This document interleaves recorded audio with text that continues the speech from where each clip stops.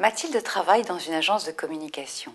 Une nouvelle société vient de s'installer au même étage de cet immeuble moderne. Et voilà que parmi les nouveaux locataires, un homme séduisant, Luc, la quarantaine avenante, vient de prendre possession du bureau situé exactement en face de celui de Mathilde. Au bout du 4e café, pris conjointement devant le distributeur automatique de l'étage, Mathilde est sous le charme. Pourtant, Mathilde connaît un mariage heureux avec Didier qu'elle adore. Elle est maman de 2 petits garçons. Et la voilà qui se met à choisir frénétiquement ses vêtements. Le matin, elle porte des jupes, des talons hauts.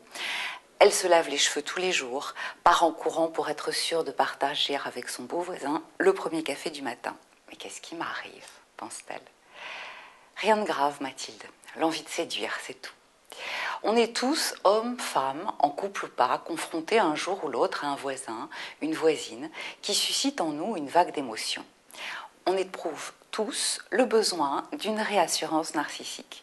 Et ce n'est pas celui ou celle qui partage notre vie qui sera à même de nous la donner. Implicitement, ils nous sont acquis et leurs compliments ont moins de crédit à nos yeux que le regard d'un nouveau venu. L'amour s'épanouit dans la sécurité et le désir a besoin de risques pour durer.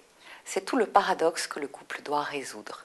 L'intimité rapproche et le rapprochement tue le désir. En s'installant dans le confort de l'amour, on oublie souvent d'attiser la flamme du désir. Et le feu a besoin d'air. À cet instant, l'air de Mathilde s'appelle Luc. Luc est l'autre. Or, l'autre est toujours à la lisière du couple. Il plane comme une ombre nécessaire. Réel ou fantasmé, l'autre est le pivot du couple. La vie de couple se nourrit en résistant en fait à l'intrusion du 3e larron. À 2, on entretient une relation. À 3, on forme un couple. L'envie de séduire ailleurs serait-elle un remède aux habitudes? Peut-être.